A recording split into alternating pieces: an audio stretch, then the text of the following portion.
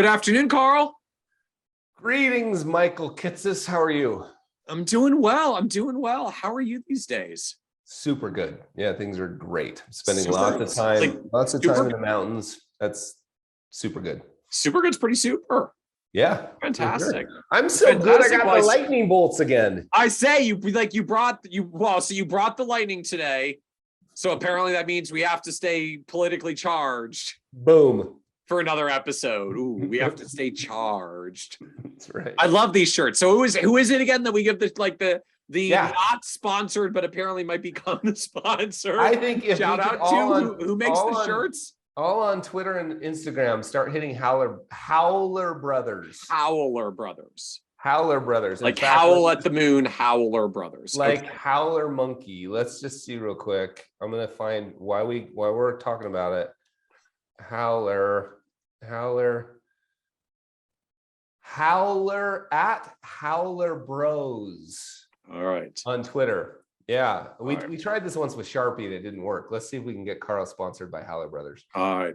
I still feel like Sharpie would be a better fit though. I do too, but man. If anybody knows anybody at Sharpie HQ. Yeah. Yeah, for sure. What are we talking about? Political things, apparently. Well, so I wanted to actually continue the discussion around political things, like as hard as it is, not my favorite space to be in, but I think not the favorite space for a lot of us to be in, but we keep getting put there in client conversations. So like, let's own our current reality. So last time we had talked about like the clients that sometimes get so fixated into a particular political thing and direction, right? Whatever side it is you're on, we're not here to talk about either side of the political aisle. Like it happens on both sides.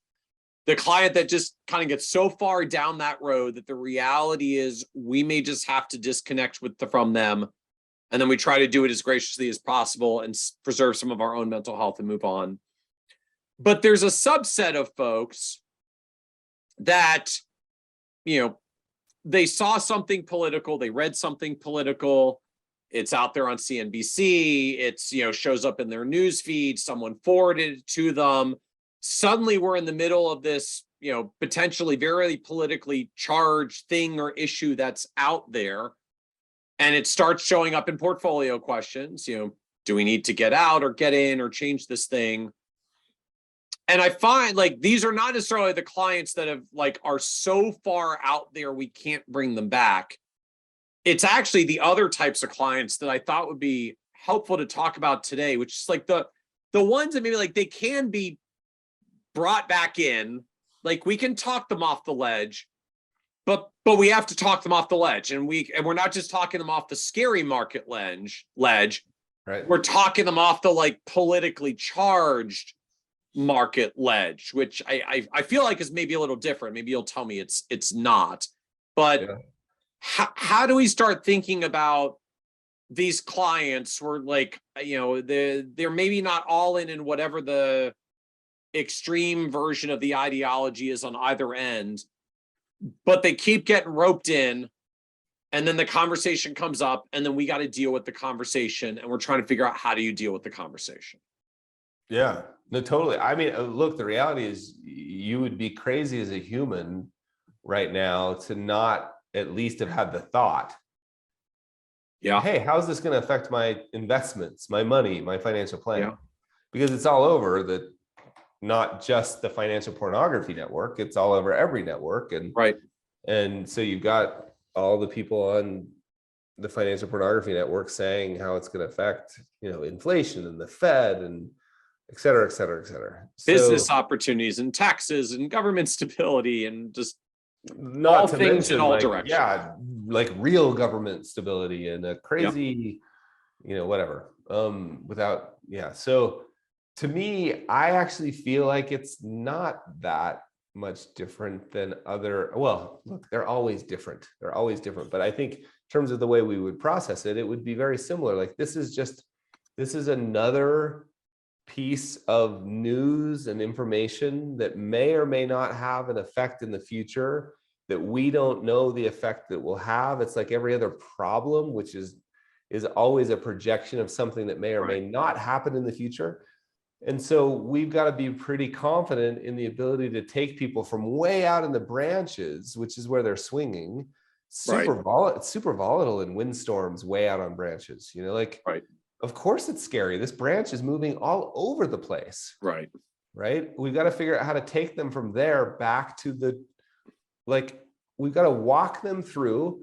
So to me, like, forget all the, like, I want to cry on your couch stuff. Like, let's just get like hardcore about this. Like, you should have a defensible process for making the decisions you made. Just find a way to walk people through the defensible process.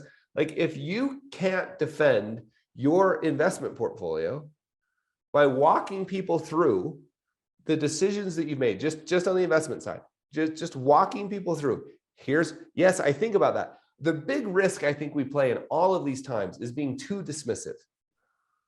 And you see this play out on Twitter all the time, like, oh, you're stupid if you think about these things. No, it's a reasonable concern. Like, I have a hard time staying away from it. So walk people back through, like, I hear you, right? So the scary markets, the political scary markets process starts the same. You greet people with empathy. That's step number one. Hey, it sounds really scary. It shouldn't be that hard right now. I don't think anybody would have a hard time being truthful when they say this. Hey, it sounds like that's really scary, right? And here's the empathy. I get scared right now if I watch the news. Most of us, I think, can say that truthfully. If you can't say that truthfully, don't say it. It's not that important. It sounds really scary. I get scared if I watch the news, right? Just a little bit of empathy. Before we dive into that, because the challenge, of course, is to refute point by point by point why this doesn't matter. It's not really what people need at first. I was saying, because that's where I go, like, yeah, but allow me to pull out my 17-point PowerPoint slide about why your thing is not going to be a thing. Yeah, and look, there are some people that's exactly where you should go first. I'm just going to use stereotypical engineers and your favorite people, spreadsheet wielding nerds, right? Like, yes, like, go, boom, no problem. But for most humans, there should be a hug first. Okay. Right? Hug first, lecture later. Hug first, facts later. Like, this is an irrational, in hindsight, this to blow out of a really well-defined plan because of something in the news is irrational. When somebody's in the middle of making an irrational decision, the last thing they want is somebody to reason with them. Like, try that with your teenager. Right. They don't want to hear that. What they want to hear is like, oh, I get it. Like, I wanted to do that when I was your age too. Like, how does that feel? So first, we're just greeting with empathy. I love to create a pause after the greet with empathy. I use the please hold method. Like, would it be okay if I go grab your file? So we're trying to get them out of the branches. Remember too, the greet with empathy part is so important because they've been thinking about this for a long time before they called you. They know they're going to get a lecture, right? They know what you're going to say. So the fact that they called, first, I loved when it switched for me, when it went from, I'm annoyed that this client's calling. Why don't they trust me? Why don't they believe me? Don't you know I'm doing my job? When it went from that to, oh my gosh, I'm so deeply honored that you would call me. I'm not saying those words. I'm just saying the attitude of like, well, I'm so glad you called. Well, and I do think there's a power to that worth remembering, recognizing. Look, if they were so far down that road that they were ready to just blow out your portfolio and go some other direction, like, you wouldn't find out because they sent you an email or called. You'd find out because you get the notification that you've been delinked and the money's transferring. Right. Like, often the call or the outreach comes because at least subconsciously they may want to be talked off this ledge or talked out of this. But I think with the caveat, but they may need a reason or some help to get there. And I think, as you've aptly pointed out, like, but they also may be in an emotional space that they need to come down from that first before you can have the let me talk you out of this conversation. No, I totally agree with all that. That's really, really important to understand. And I think, and the second part to like get you in that mindset is to remember this is just your job, like how great is it that they're calling you? How great is it from their perspective? Like, I'm deeply grateful that that person out there, I'm pointing out the window, has you to call, because most of those people out there don't have you. They have a joker that's going to do something crazy and sell them. The joker is going to sell them something that plays into these fears because they'll make some more money. So we all know that story. So how great is it they have you? Greet with empathy, create a little bit of space. This is just science, right? So, people are in fight or flight mode. So come back to this, I guess just like the space again, or how this works for, we'll put some links in the podcast notes for folks that want to go back. I know you had talked about this like many podcast episodes ago. Right, I think it was like back in the early days of Kitces and Carl. But for those maybe you haven't gone back, like, can you just take us through, I mean, just this first part of the conversation, like, as you said, like your empathetic hug and then create some space, like how, like, I need my script again. Like, how does this? It literally, really quickly, it literally like, hey, Martha, thanks for calling today. Hey, John, thanks for calling today. Sounds like this is really important to you. Tell me, have you seen what's going on in the news? They're like, oh, yeah. Get it. It's true. I get scared when I watch the news today too. We've done a little empathy. This is step 2 is create space. I like the please hold method. This is just assuming on the phone. We can talk about it in person too. It's not that hard. I just say, hey, would you mind, John and Martha, can I put you on hold for a minute while I go grab your file? I just want to grab my notes so I can review them, so I'd be prepared. Okay. Or I guess in the digital sense, like, can I put you on hold for a moment? Like, I just want to pull up some of your information on the system here. Look, you may have one of those fancy things that has already pulled it up because it's linked to your phone, and when they called it, who cares? You still put them They don't know. They haven't been in your office on that side of the screen. They don't know. You just put them on hold again. If we're in person, it comes up. You can say, "Oh, geez, John and Martha, I didn't realize this was something we were going to talk about. Can I just real quickly go grab some notes I left in the other room? Or can I go grab a part of your file?" Do you have like a generic set of notes that are always in the other room? I don't know. Maybe you got to come back to the office with something, man. Go review an email. Like, can I go review something real quick? How about, hey, this is really important. You know what I realized? I forgot water. I'm going to go grab us all water. I'll be right back. Like, whatever you need to do. Okay, I'm better with that. But the point here is just you're literally trying to, if they're fired up on something, you're literally trying to just create a pause. Down regulate a second. I mean, now what I would do, and I'm not suggesting this because I don't like, but now I would literally, so much of the work I do now is felt, and I can feel it. And so if I were an advisor now, I would say, hey, you know what, John and Martha, this sounds like it's been pretty intense. Would it be okay if we just paused for a second?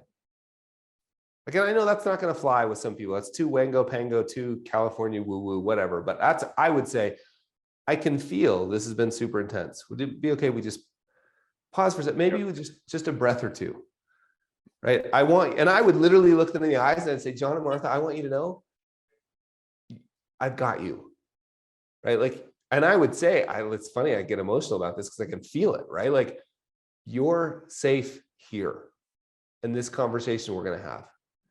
I've got you. I'd have zero problem doing that. And I'm not suggesting anybody else should. Whatever we're doing, we're creating a little bit of space. All that is pulling them down from flight or fight, right? They've made a really hard decision to call you. They've been thinking about it for a long time. They're pretty fired up, right? You come back in. What's in the notes? The notes is statement of financial purpose, goals. Like, we got to get them back to that foundation first. We're going to move up. I think of it as a pyramid. If I were drawing this, I would have at the bottom, of the pyramid, I'd have purpose and plan. But I'd say in these notes, John and Martha, before we get to these really important things that are happening that are on your mind, and by the way, really important to me too, before we get there, I just want to make sure we're on the same page. When we first met, or when we met last quarter, or when we talked last time, I would prefer to say when we first met and every time since, you've told me that what's most important to you is time with your family, mainly outside, and serving in your community. Insert statement of financial purpose. Are we still on the same page there? Oh yeah, totally. And I found these to be pretty like, yeah. Like, let's get to the important stuff. It's just like, yeah. Tell me real quickly, out of that, we decided that you had the following goals, right? And I would move up this ladder to goals. And then we'd review the goals. Are those still true? Yeah, totally. Because what you're doing here is building the logic for the reason that you're just going to, in the end, you're going to tell them to stay put. But you're building the logic. Goals. The next thing would be process, like specifically around the investment process or any part of the planning process. You'd say, hey, if you remember, like the investment piece, hey, if you remember, we put together this portfolio to help give us the highest likelihood of meeting those goals and that statement of financial purpose. Right. Remember, and would it be helpful if I dive in more deeply? Like, by the way, we've reviewed all of these investments are behaving exactly as you'd expect them to behave in this kind of a market. Nothing's broken here. Right. So you're just locking them into like, okay, here. And then you get to the top, which is like, turns out the product, the economy and the market are scary. Not the product, sorry, the economy, market, news is at the very, very top. It's the only thing we don't have a lot of control over that. Right. So and again, we can talk about the last sentence, but I'll just pause there. Is that helpful? Yeah. I think that's helpful for just the flow of how we're navigating through this. I guess, well, the irony of this, although also the point, since we're trying to, stay politically neutral, but like it almost doesn't matter what the thing is, like it's still really coming back to this flow anyways. Well, I think you're just trying to build, like, you should be able to present a defensible argument as to why you're going to suggest either A, the changes you're going to suggest, or B, more likely, stay the course. And I kind of feel like we have to kind of build the argument. And political is, so when we get to this top piece, we can say, if you remember the portfolio we built, the reason we built it, it was intentionally designed. Each piece of it is important individually, but they're also very important because of the interaction between the pieces. And we built it based on, it's my favorite phrase, we built it based on the weighty evidence of history. Mm-hmm. Remember, the tools we use incorporate, go back, whatever the number is now, 100 years of history. And in those 100 years, we've had lots of political changes. Now, I realize we haven't had these exact ones because we've never had the exact ones, and then it's helpful to know a little bit. Like, I would point back to Cuban Missile Crisis and, right, like Nixon, anything that you think, like, go back and read your Nick Murray and political history. Like, Nick's really good at this. Like, yes, the thing that's going on right now is new and novel, and we didn't know it was going to happen, but we knew things like this were going to happen because they've always happened. Right. And it was, but Carl, it's different now. Didn't you see, because of so and so? Totally agree. It is different now. This is a new thing, but new things have been happening. The only thing we know for sure is that there will be surprises. And the weighty evidence history is full of surprises that we didn't know before. And so my ending of the story is almost always, and this was intentional. Like, I want a little bit of buy-in here. So the thing I would always say at the end is like, look, so I know it feels unsatisfactory, and it's unsatisfactory to me too. Like, what I want to deliver to you is certainty, but anybody who promises certainty should not be trusted. Right. And then what I say is, so it reminds me a little bit of the Winston Churchill quote about democracy, that it's the worst form of government ever created, except for all the others. And sometimes this form of planning, this form of investing feels like the worst form of investing because I can't deliver you the certainty that you want so desperately. Right. But it's only the worst form except for all the others. So if if it were okay with you, this is the part I really like this buy-in piece. Like if it's okay with you, I'd have no problem with us just sort of sticking with the plan that we built as we reviewed it. Right? That's how I would have that discussion. So this reminds me, so I had an advisor friend that had a version of this. I'm thinking all the way back to, like, this was 08, 09 financial crisis, where there was another version of this. It wasn't quite political, but it was, it was the whole financial system is melting down. It's, Right. it's all coming to an end, and a lot of the fears that were cropping up then. And I wish I had written down what he said and how he said it, because I only remember a vague version of it now. But he would essentially start off the conversation with, like, hey, like, I just want to check here, like, did you call me about this because you need a space to vent about it, or did you call because you like my views about how I think this will affect your portfolio? Yeah. And like, you would just put that out there, so people got to say, like, I really just need to vent. It's like, cool, and I'm totally here, and like, vent away. And I'm actually really relieved, because if you just want to vent, it usually doesn't actually mean you want to change your portfolio. You just wanted to vent. So like, hey, vent it all out, and then we'll do the empathetic hug and then move on. Or like, did you call because you want my views about how this is going to affect your portfolio? Do you think it was his version of basically saying, like, did you call it a vent, or did you call because you want me to talk you out of this? I think was was where he was going with it, but he had a nicer way of saying it. So I don't know if that kind of framing works for you, or if you have a better way to say that. But like, it stuck in my head for a long time as just another interesting way to frame that conversation. It's not my style, but seemed to work very well for him. No, I love that. I think the only thing I might tweak about that personally, and again, I'm not suggesting it's right or wrong, is I would just assume that they called to vent, because the problem I think we have is we jump too quickly. We do this all the time, right? Like, we think that we're in the solutions business and we need to solve the problem. We're really first, at least, in the listening business. And we do this with our spouses, we do this with friends, we do this in Michael Bungay Stanger, who goes by MBS Works, mbsworks.com, wrote a great book called The Advice Trap. And yeah, The Advice Trap, I think it was The Advice Trap. And he calls it the advice monster. And so this is not a unique problem to financial advisors. He's an executive coach.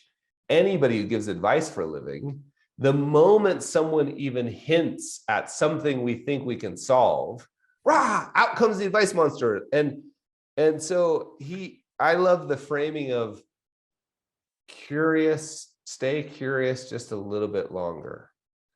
Well, so you don't have to, there may not be anything for you to solve here.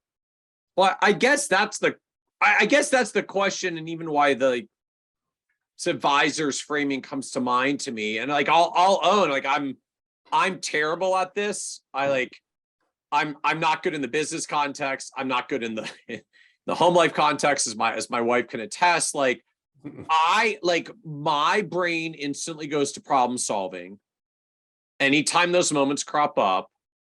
I'm horrible at either holding the venting space, or just like recognizing what's a venting conversation, what's a problem solving conversation, or figuring out when are we past the venting stage and in the like problem solving stage. So I don't know, I guess I'm looking for client advice / marital advice. Like, just, how do you find that line of when are we past venting? Like, when are we past venting and problem solving? Or how do I figure out, like, this really was only ever a venting conversation? I don't need to go to problem solving at all, because we're hanging out in venting space. Yeah, and then we'll be done when we get to the end of the venting. It's challenging, right? Like, sometimes somebody who's really sad, or this happens a lot if you struggle with depression, you'll tell someone that you're feeling really sad, and they'll immediately, because they're so earnest and helpful and they love you, they'll immediately dive into trying to solve it. Like, well, did you get a good night's sleep? Or how are you eating? And what you needed most was literally someone just to sit with you. Yeah. Right? Like, I just need to be heard. I don't, and you actually can get to the point where you're like, no, don't shift into solving mode.